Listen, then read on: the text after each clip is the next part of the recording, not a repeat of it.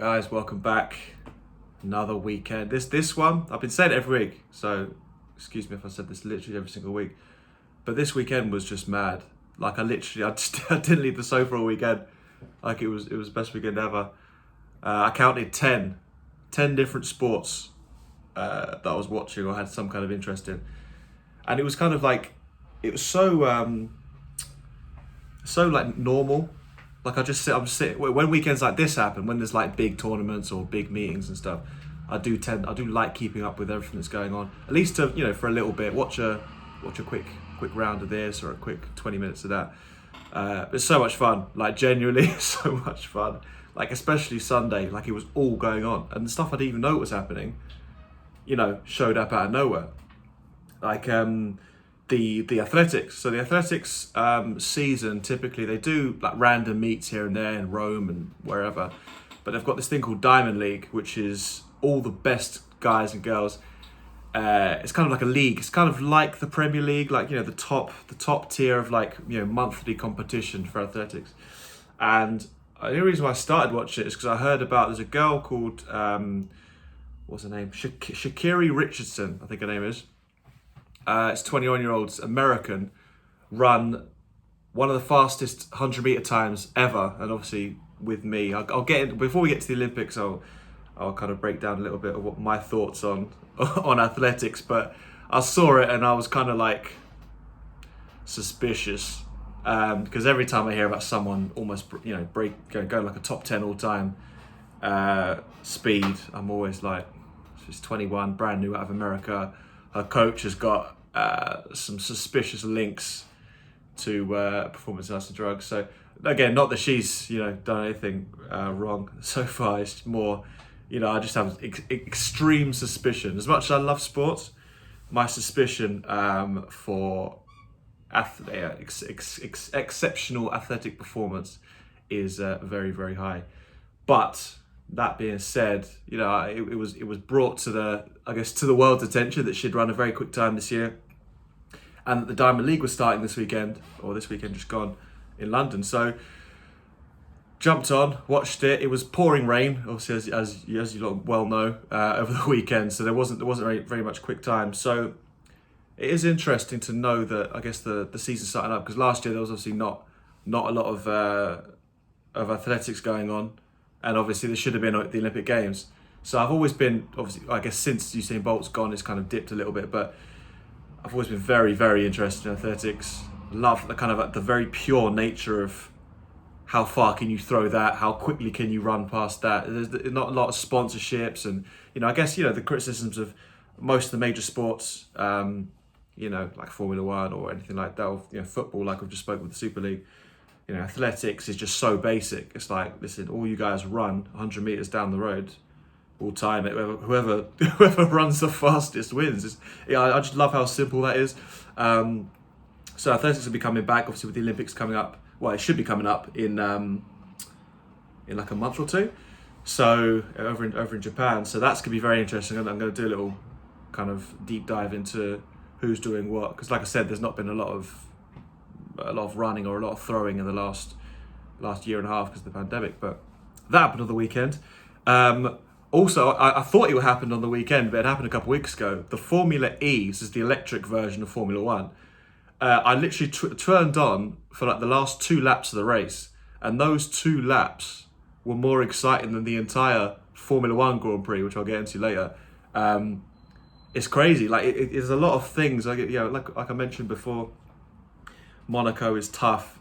A very tough race to watch sometimes, and this weekend was definitely no different. But yeah, Formula E is something I probably won't cover it too much on here because I'm not that deeply interested in it. But it's definitely something that it's cool. It's a light alternative to Formula One. There's a lot less kind of established hierarchy. The cars are all obviously electric powered. There's a lot of interesting little quirks, and they do 2 different races. So that was pretty interesting. As like a side tangent on the weekend of stuff that I watched. So jumping straight in, the NBA. So we had obviously, since we last spoke, I did a little video on. So the last time we spoke, I did a little video on the NBA. That was before the playing games got sorted out. There wasn't a whole lot that went down. Not a crazy stuff. So in the East, it all kind of went to plan. Boston, who were the highest seed in that play-in tournament, they won their game, got in. The team they beat, Washington, they won their second game, which is their kind of like win or go home sort of scenario against the lower team. So that all went to plan. In the West, which is the two games that I was most interested in, so LA beat Golden State. They were saying it's game of the year. It was a very, very interesting game because LA were just super slow. Steph Curry was absolutely flying. LA looked very, very, just nowhere near what they were like last year. Obviously, LeBron's been injured for a lot of the year.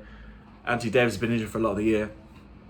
But those two guys, combined with how good Curry looked, that game went all the way down to the wire. And then LeBron hit, I think it was his longest ever game winner. Over Steph Curry with seconds remaining, so they won their play-in game. So Lakers got in. Golden State lost the very next game against Memphis, who were a lower seed, with last year's Rookie of the Year Ja Morant, or second in Rookie of the Year last year to Zion Williamson. So Golden State are out after all that craziness that Steph Curry was doing, MVP caliber season. He's out. So I guess the play-in does work, I guess, if you want to call it that. I don't know if it's right. I mean, the top 8 should go into the playoffs and then just play as you do. But I guess, switch it up, see if things work, add more games, give teams because a lot of these teams finish within a game or two of each other anyway.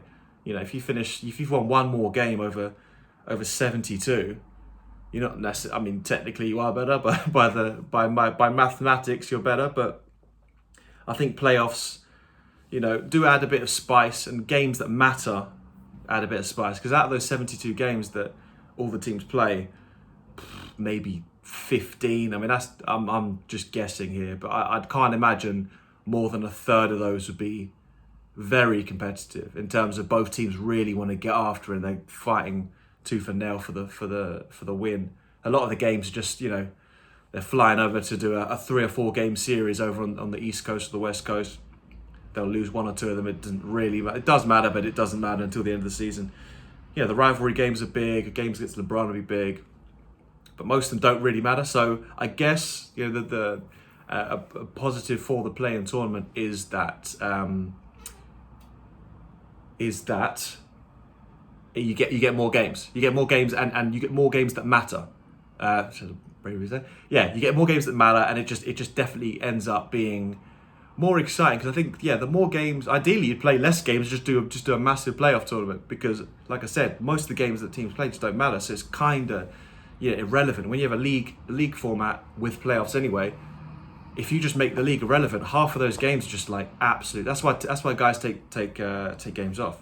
LeBron doesn't do it too much, but some of the other superstars, they just are injured 1 week, or load management, or they're not gonna play 1 week. So that's kind of a negative for it. So so clearing all that up, go straight into the actual NBA playoffs. A lot of the games went to plan, as expected. Milwaukee won as expected, but they went to overtime. Brooklyn won. 76ers won.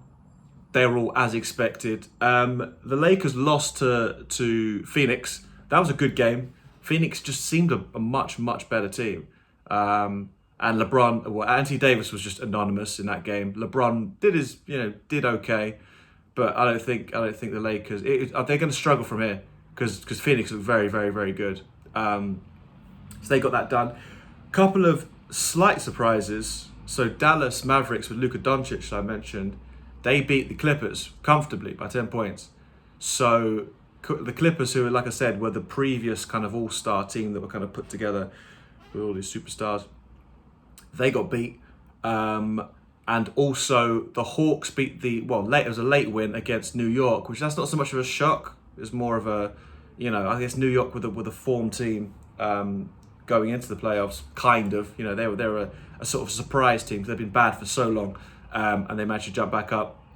The Trailblazers, who again, along with Golden State and I guess LA, were flying towards the end of the season, they managed to beat the Nuggets with a 3 seed. The Nuggets, I mean, Trailblazers again, the momentum really carried them in. That's why I was so surprised that the Golden State managed to lose, because the Trailblazers were as good if not better. One of the best teams in the NBA. The last 10 games of the regular season, jump into the playoffs, Trailblazers were absolutely flying. So, they got the win.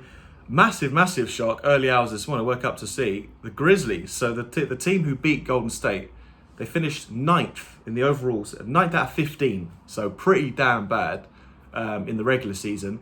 Managed to win their first play-in game. And then because Golden State lost to LA, Memphis go and play Golden State. Memphis destroyed Golden State. they actually annihilated them. And now Memphis have gone and beat the number 1 team, record-wise, in the whole NBA. Utah Jazz, were on single-digit losses for most of the seasons. They were absolutely flying.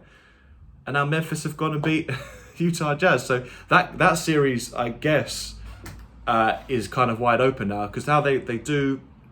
So the highest seed gets to play the first 2 games at home.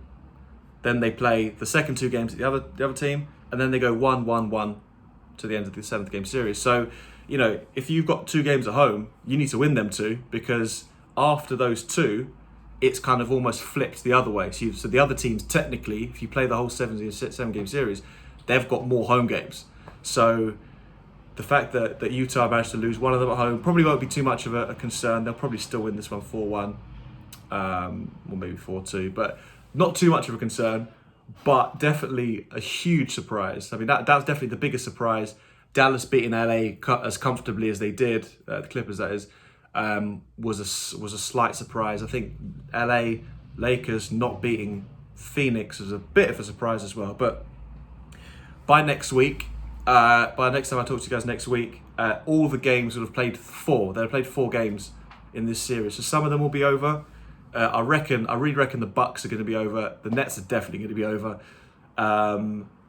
And then we'll see who else gets swept. If anyone gets swept, I'll be telling you about it next week. And then this time next week, there should be some good Game 5 and Game 6s on the horizon for a lot of these. But LeBron is 14-0 in first round playoff games. So he's never lost in the first round of the playoffs, ever. This one, if I was a gambling man, I would say he's probably going to lose this one, because that team, Phoenix are very, very good. He's going to have to come back, which he often does. So one thing I will say about LeBron, next game he's going to be absolutely all over the place. He's going to be firing. So, and hopefully Anthony Davis comes back. So I actually think the Lakers are going to win the next game away at Phoenix. So, it's going to be close. Form will tell you that Phoenix should win, but it's LeBron in the playoffs. So it's hard for me to logically say one way or the other, because you're kind of thinking it could go literally either way.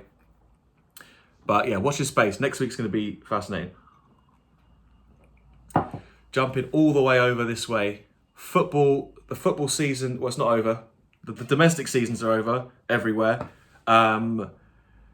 Luckily I did that second top 4 video, otherwise I'd be looking clownish. Even though I did have Liverpool. Liverpool had the first one. I had Liverpool getting in the top 4 in the very first one. And their fixtures looked easy on paper, and they proved to be easy. So Liverpool got the wins that they should have done. Chelsea managed to lose, which kind of opened the door to Leicester, who were winning against Tottenham.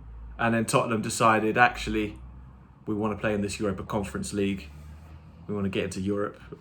So Tottenham turned it on and beat Leicester. So Leicester, at the end of the day, they got the FA Cup. They come 5th in the league, so then they're in Europe. They're in the Europa. They've probably got a better chance. They might as well go straight into the Europa. Obviously, financially, it's good to get into the Champions League, and then probably drop into the Europa anyway. But listen, if all things being equal, you'll take an FA Cup. FA Cup 5th place, Europa League, job done. West Ham, again, probably similar. Their squad clearly isn't as good as I thought, as most people thought. Europa League for them is absolutely fine. Chelsea, it's not ideal losing to Aston Villa in a game that they had to win. So that's a concern for them going to the Champions League final this Saturday. Arsenal won, but it wasn't enough. So North London is white, boys. Sorry. Check the table. North London is very much white. So that one's flipped. And obviously the top 2, United and City, they both won. City won 5-0, which is ominous because they just destroyed Everton for no real reason, no regard for human life there. and now they got Champions League against Chelsea on Sunday or Saturday.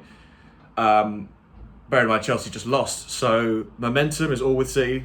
The footballing gods, it seems, are all with City. Chelsea are going to need some performance to beat City in the Champions League final for sure. But yeah, that's going to be a great game on Saturday. Man U have got the Europa League final Wednesday against Villarreal. Man U played their youngsters on the weekend, well, a couple of old heads and the youngsters. They rested all their players, and they won their game, beat Wolves. So all the guys are going to be fully rested against Villarreal, so that should be very interesting. So Villarreal they're not qualified for Europe, so the winner of this Europa League goes into the Champions League. So Villarreal need it on paper because they're not in Europe next year. Man United don't, but they need a trophy to kind of propel onwards and, you know, keep the train running. Across Europe, it all kind of went to plan. Well, I guess staying domestically, Brentford beat Bournemouth in one of the most exciting games of football I've seen this season. Playoff football, certainly, you know, English playoff football is just so intense. It's everything because you play, you know, whatever about the American side of things. Some of these guys they all play 43 games in a season, 43 games. 46. So they play 46 games in a season, and you know, they get to a game where they've got to beat a team over 2 legs, or they're going home. So they're playing 50, 60 games in a season, and this game was intense. You know, red cards and penalties, and listen, so Brentford are in their second playoff final in 2 years. They've got a terrible record in playoffs. They're playing Swansea, who are a decent team. We'll see. I mean, my local team, I guess. Yeah, that's gonna be interesting. That's gonna be on Saturday. So Saturday's a big day for football this week coming up. So yeah, so going back to the Europeans, so Atletico Madrid and Real Madrid both won. So Atletico first, you know, bear in mind there's such a monopoly in Spain with Barcelona and Real Madrid. Atletico kind of just held their nerve. The last 2 or 3 weeks, they fell behind, I think, in the last 2 games at least that I've been watching. And then they just got it done. Luis Suarez, who Barcelona cut, they just traded him off because he was either too old or past it, according to them. But they're now getting Sergio Aguero from Man City, who's the same. That's neither here nor there. So they got rid of Suarez. Atletico Madrid picked him up. They kind of needed a good striker because they've had Morata and guys who aren't going to score enough goals. And then Suarez goes and wins the league for him. So that was pretty interesting. Real Madrid came up short. Their season's very average now. Bearing in mind they've not been great, but they still managed to almost. Well, they got their own title race until the last day technically, but you know, Atletico Madrid showed a lot of steel to kind of come through because there's a lot of those games that I remember down the stretch. They were behind in so many of them, you know, last minute winners. Real Madrid definitely came out and won a lot of games last minute, but there's a few games in there where they should have just got the points when they should have. But so Atletico Madrid got it done. Lille stopped PSG's dominance. They both won their games, so it's just kind of like as you were. So Real Madrid in La Liga is as you were, both teams won. France, as you were, both teams won. So Lille for the first time in 10 years have won a league title. AC Milan won their game in Italy. Juventus without Ronaldo, he was on the bench. I don't even know why. He was on the bench, but they won their game like 4-1 or something. And Napoli drew a game to a team in the bottom half. So Ronaldo could be in the Champions League. Well, he is technically he's in the Champions League with Juventus. Whether he's going to stay there or not, I don't know. There's talk. Neymar came out and said he wants to play with Ronaldo. Yeah, and he signed a new contract to PSG. Ronaldo's probably realising that Juventus' dominance, so they've won their last 9 league titles. That's very much over because Inter Milan are the best team in Italy now. So knowing Ronaldo as I do, I think that at this point, he's won everything. He's won every cup available in every league he's been in. So at this point, if he's, you know, as competitive as he is, I think he'll just be like, yeah, I'm going off to France to just like chill for a bit, win a few French league titles, try and win the Champions League with a third different team or something. Third different team because he's won it with United and Madrid now. Didn't get it with Juventus. Got a bit unlucky a few times, especially this year. He lost to Porto randomly. So yeah, Ronaldo is in the Champions League with his current team. Whether he stays there or not, I haven't got a clue. I would expect not. Depends on how much money's involved, and depends on who can afford him, because he's going to be on stupid wages, and there's not a lot of teams in world football that can afford him. So that's probably a bigger, much bigger issue. The golf was great. I mean, it was kind of like chill for most of it. Like, this is one of those tournaments, the US PGA. It was set up really difficult. It's a difficult course. It's a very, very long course. Rory McIlroy, who I was talking about earlier, he was just never in contention. Jordan Spieth threatened, but he threw himself out of it as well. I did say there's going to be someone, an outsider. Now, Phil Mickelson does not count as an outsider technically, but he was like 300 to 1 to win this tournament. But he played so well. Like, I've been watching him obviously for ages, and every time I've seen him recently, he's been kind of working on different things with his swing, and is very erratic off the tee. But he's always been good scrambling, so getting out of tough situations, out of the sand, out of tough lies. He's very creative, which is obviously what was needed, because winds were swirling over this one. Really long golf course, but he is a long hitter. He had the longest drive of the week, and obviously Bryson DeChambeau, what was he, 30 years younger, 20 years younger, and working on this speed and distance. Phil Mickelson got the longest drive of the week, and he, towards the end, the last back nine for sure. I mean, Phil Mickelson had some real crowd-raising moments in the front nine, chipping in from off the green, making some long putts. Brooks Koepka, who's just had knee surgery 2 months ago, he's like Tiger Woods is a bad example, but he's in terms of major performances, he's one of those guys who doesn't care brackets about the regular season. If it's the major championships, he'll be there, and he's come out and said other things. He said, half the crowd, half the field beat themselves, and then half of the people that are remaining don't play well, and then another 10 just haven't got it in them. He's come out and said this about his competitors, and he's gone off on one previously, so very confident. Was heavy favourite going into the last day. He was one shot behind Phil Mickelson in the last group. No one else really threatened. Oosthuizen did okay. He was kind of like hanging around. He was just 2 or 3 shots back for most of it. And some other, Streelman was there. And then in the end, people like Padraig Harrington, Shane Lowry, they end up at 2 under, and they're like top 5. So golf is always a funny one. Like the last. The final leaderboard. If you showed someone the final leaderboard at the start of the tournament, I think it'd be wildly different. Which might sound obvious, but hopefully it doesn't sound obvious. Because if you go out from a tournament, you're thinking, obviously, past 72, most people, 2 or 3 unders, 4 unders, pretty good score, depending on what the conditions are like. So technically, 12, 13, 14 under, that's what people probably will be thinking. All right, if I can get 10, 11, 12 under, that's probably going to do it. But if you told them, 3 under is going to get you 5th or 4th in the tournament, you'd be thinking, all right, cool, I won't need to risk it as much for some of these shots, trying to make eagles and birdies and get too panicked. And I think it's all, I always find it very fascinating that the final leaderboard, it looks so different to how you'd expect it to look, I guess, after round 1 or after some people make some bogeys or birdies at the beginning. So yeah, it ended up being very close at the end. Phil Mickelson down the stretch, nerveless, just so cool. Just kind of managed it, okay, because Brooks was making so many mistakes. Comparatively, he wasn't finding the water and doing crazy stuff, but generally speaking, Brooks Koepka was making more mistakes than he usually does, and certainly more mistakes than Phil Mickelson was. But on the last tee, the approach, all the crowd were gathering. It was kind of like Tiger Woods. He's done it. Tiger Woods twice, 2 different occasions. Well, loads of occasions with Tiger Woods, but certainly a couple of years ago when Tiger had his resurgence, and definitely at the Masters, the crowd all gather round and everyone just really feels it. That having crowds back at sports, I had definitely forgotten how good it sounds. Even obviously a lot of the stuff sounds good because it's important, but when you have the crowd kind of sharing in your own excitement of something, it just makes it 10 times better. And the crowd were going nuts for Phil Mickelson, who he's a fan favourite because he's a really great guy. He was always, throughout all of Tiger Woods' dominance, he was always the second place.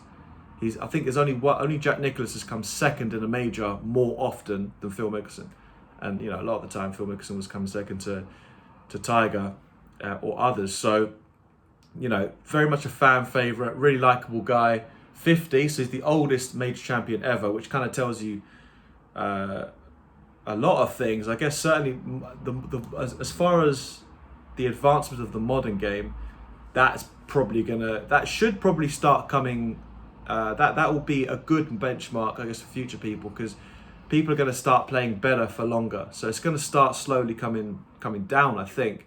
Well, the age is going to start going up. People are going to be more likely to play elite level golf at 50. I mean, there's guys in that tournament who are like 2021, and all those physical advantages didn't help them, I guess, to win the tournament, because you need a lot of experience, especially major championships. Like Brooks Koepka said, like a lot of the guys, beat themselves, and then most of them don't play well. Some of them will play well. You get maybe 10 or 15 guys who will play well, if even that. And then it's a case of, 1-on-1 on the final day. If you've got more confidence and you're feeling yourself more, you'll get it done. So Phil Mickelson's got 6 major championships now, 45 wins, which, I mean, there's not even that many people who've won more tournaments than Phil Mickelson.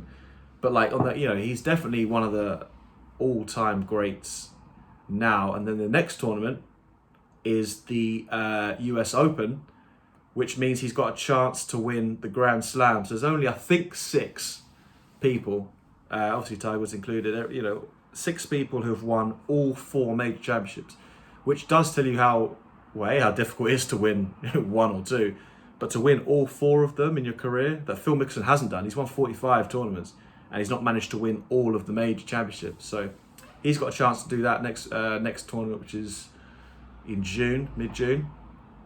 So that's going to be fascinating. US Open, they're always set up very, very difficult. To the point of, all the major championships are difficult, but the US Open, they deliberately pick a very challenging golf course and they make it a challenging setup. So the greens are either fast or slow. The roughs are either grown up high. They make it really long. So you wouldn't expect him to go on and win again, but listen, strange things have happened. Strange things definitely have happened, certainly in the world of golf.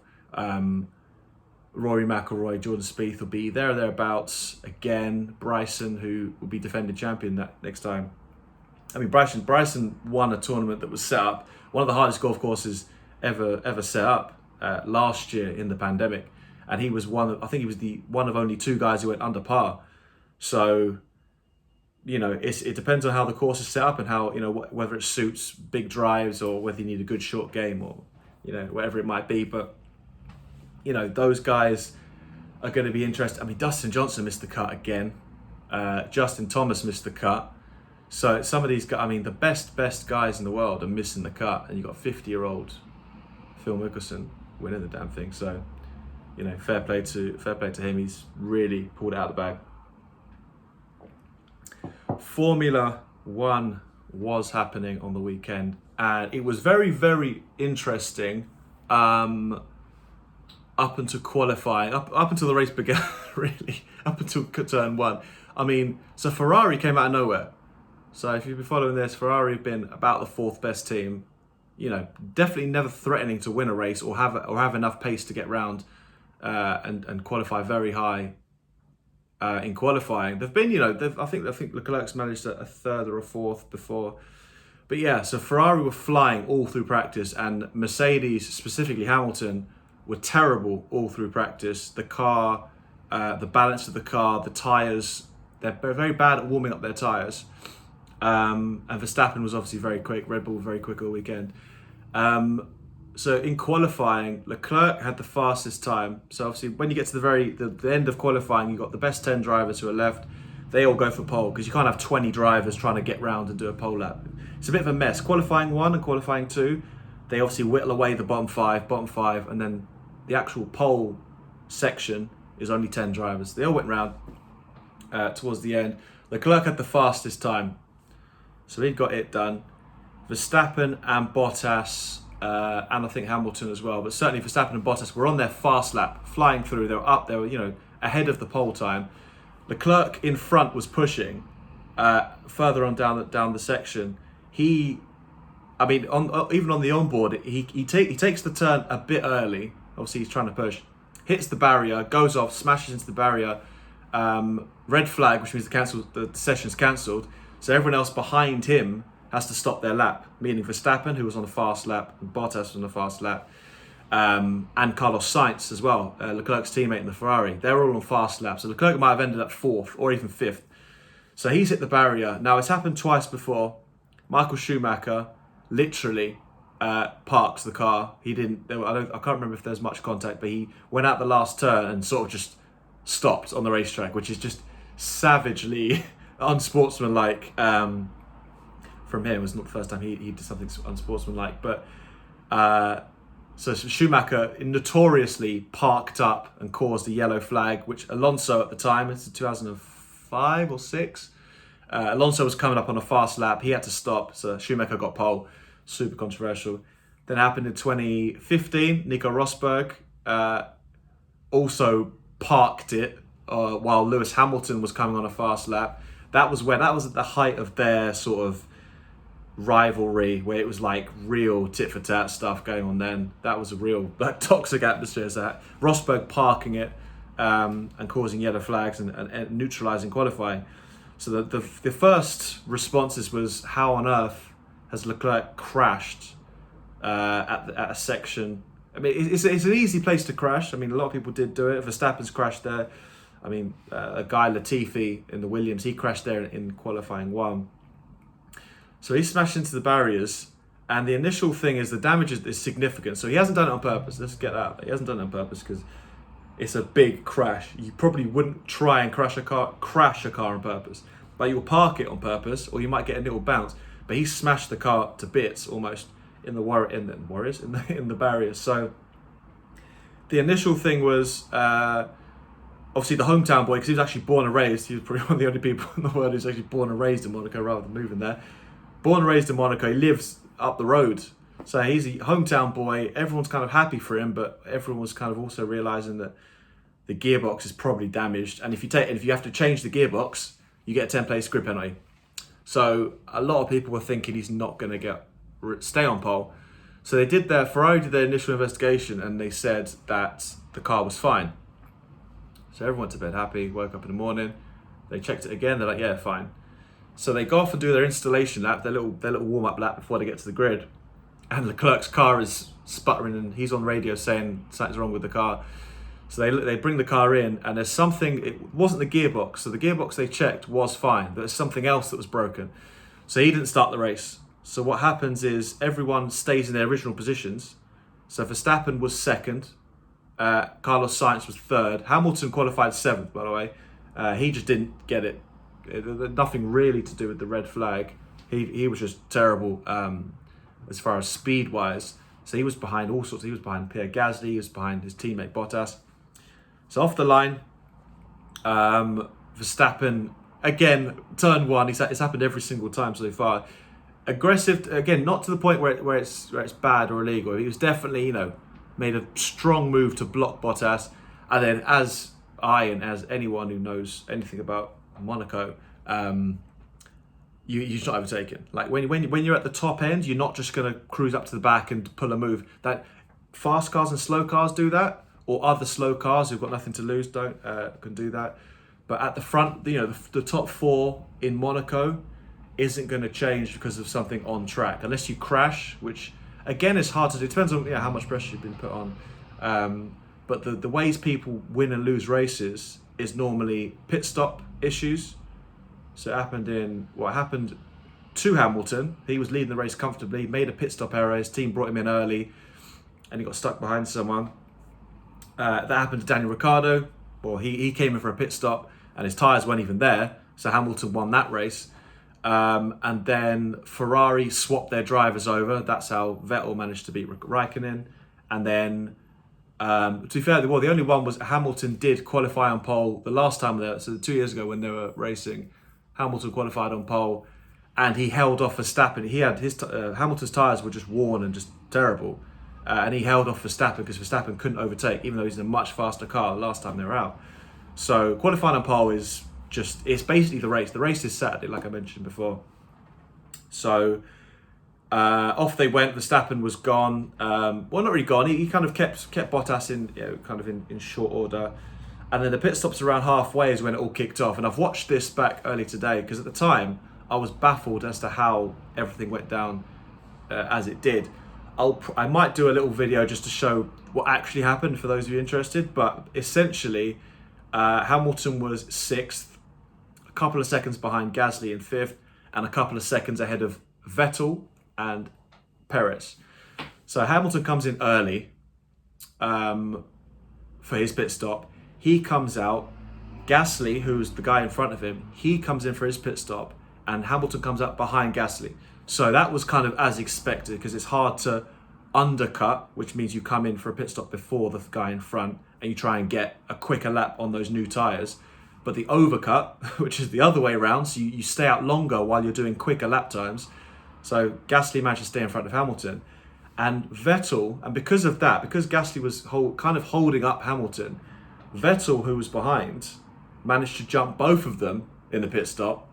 So obviously Hamilton was fuming because he's kind of not managed to gain a position on Gasly. And Vettel, who's behind him, 3 seconds behind him, is suddenly over down the road. And to make matters even worse, the way things... So Bottas came in for his pit stop and they tried to take his wheel off. And it's super hard to explain, but basically there's the wheel gun is set and the wheel nut is set. So it'll go in and spin the wheel nut round. And essentially it's kind of like, when you when you got a spanner and a nail or whatever, it's a wrench, and it kind of like erodes the grooves. So when you try and twist it round, it will just go round and there's no way you're actually going to pull it off because it's just smooth down. That's essentially what happened to the wheel nut on Bottas's car. So Bottas was out of the race. And then while that was going on, the broadcasters screwed it up. So they were showing this Bottas pit stop. Meanwhile, Vettel's coming for a pit stop. Gasly's, it's all going on, but they're showing the wrong stuff. So I had to rewatch and track the gaps. So essentially they came out, Vettel managed to jump Gasly and Hamilton. So Hamilton's like, how have I lost a position? How have I lost 2 positions essentially? And then Perez, who's in clean air behind them, he's not got anyone behind him, is going 2 seconds a lap quicker. So Perez was, let me have a look at it. Perez was 4 seconds behind before Hamilton pitted. So after Hamilton pitted, he's 14 seconds down the road. So a pit stop's about 18 seconds. So, obviously Perez, I guess in theory, would know that, and he'd know he's going quicker than Hamilton, so he could obviously build a gap so he can come in and out the pit stops ahead of Hamilton. 1 lap later, Perez was 3 seconds further down the line. So he's almost out of pit stop range. And then another 2 laps later, he's 22 seconds. So, Hamilton's being held up by Gasly. Perez set the fastest lap of the whole race. He's absolutely flying in the other Red Bull car.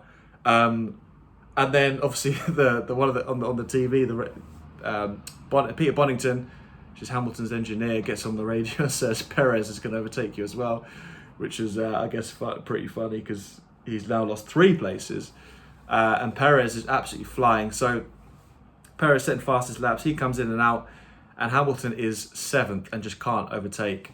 So nobody can overtake, whether about Hamilton. Hamilton had a bad car in the first place, so he, towards the end of the race, managed to pit, put new tyres on, and get the fastest lap, which all means Verstappen now leads the World Championship for the first time in his career, which is big, given that Mercedes have led both championships for 3 years straight. At no point has anyone else, other than a Mercedes driver or the Mercedes team, led either of the championships. And now Red Bull lead the constructors by a single point, and Verstappen leads Hamilton by 4. So in terms of momentum, this is the biggest momentum swing so far. The race won in Bahrain, where Red Bull had a much better car. Hamilton managed to get that one. That was a big win. And then in the rain in Imola, it kind of flipped back. Hamilton kind of rescued a big loss. Spain, Hamilton overtook Verstappen and got it done. So I think at this point, now we're looking at, obviously, Baku, which is another street circuit in Azerbaijan, but it's got a very, very long straight. And there's an issue at the minute with Red Bull's rear wing. So apparently it bends a bit more down, which gives them more straight line speed. And there's a mile long, biggest straight in the whole calendar. So that could be very interesting. So Mercedes said they're going to appeal that, I think, before that race, because the FIA, the governing body, have banned, or they've made more intense testing for those wings after France, which is in 3 or 4 weeks' time. So that would be too late for this Azerbaijan race. So Mercedes is going to have a word about that. But these next 4 races, you've got Azerbaijan, France, and then you've got 2 races in Austria, because one of the races got cancelled. I think it's in Turkey. Turkey got cancelled, so Austria are going to do 2 races. So as far as a championship, it's game on. Like Hamilton was threatening to run away with it, but I think Red Bull have always been good at Monaco, like I was saying. So I would have been surprised if Hamilton had the speed to get in front. And then strategy, as good a strategy call they made in Spain, they really screwed up letting the gaps develop as they did, to let certainly Perez jump all of them. I think Vettel jumping them as well was a mistake. So again, it kind of is what it is. But certainly for Hamilton and Mercedes, it feel like a bigger loss than it actually is. Even though 4 points in the Drivers' Championship and 1 point in the Constructors, it's not. That's going to change week on week. So yeah, this season's turning. This season is insane. Verstappen is just like I think he's even better than I thought. Like I knew he was comfortably the second best or close to. Like he's just rapid, like so good. I think he's definitely, him and Hamilton are the best 2 drivers. I mean, he's people are saying he's one of the best of all time already. He's barely won races. I think he's won like 12 or 13 races, let alone, Hamilton's won 95 and Sebastian Vettel's won 50. People have won multiple world championships, but it seems to me that if Hamilton retires this year, Verstappen could win. Depends on what Red Bull car's like. Verstappen could win as many as he wants, because he's got everything. And he's starting to learn a lot more. He's learning at a very, very quick rate. But again, Hamilton and Mercedes are pretty, very experienced. They've won it. They've been there, done it before. So as the next 2 weeks' time, it's going to be France, and then we're going to get some more races across Europe. It's going to be 22 races this season. So I mean, we could end up in Abu Dhabi, and they're both level, and it's like winner take all. It's going to be so much fun. So, look, very, very exciting week, as you can probably tell by my face. Very mad week. This week, so the French Open starting in tennis, which I'll kind of keep an eye on. It's kind of tough because Rafael Nadal is probably going to win it. He's lost two matches. Listen to this: 2 matches in 16 tournaments. So he's served up in 16 bloody tournaments, and he's only lost twice. He's won 13 French Opens. So it's like, what do you want? Like he's probably going to win it, even as old as he is and as good as Djokovic is. It's going to be out of them 2 for sure. But I'll keep an eye on that one for definitely. I'll probably watch it as it gets towards the latter stage, because the first couple matches will be quite straightforward. But yeah, looking forward to the European finals this week, and a bit of tennis. So I did end up doing that little breakdown here and here, so you probably won't get another video. I'll get one out next week. NBA playoffs going to be kicking off. It's all kicking off. European Championships in a couple of weeks. The Olympics not too long from now. Yeah, it's really. I mean, European Championships is I keep forgetting, it's going to be about 3 games a day for a couple of weeks. So that's going to be my June sorted. But yeah, appreciate all of it. Yeah, like I said, if there's any of these sports that people watch, or you know someone that watches, just be like, yeah, Rob will talk about this. Rob will mention a few different bits. And yeah, just share it as and when you want. Tap that like. Like if you watch it now, just tap the like. Just do me a favor, because I know that helps. And then yeah, watch as much or as little as you want. But yeah, I'll see you next week.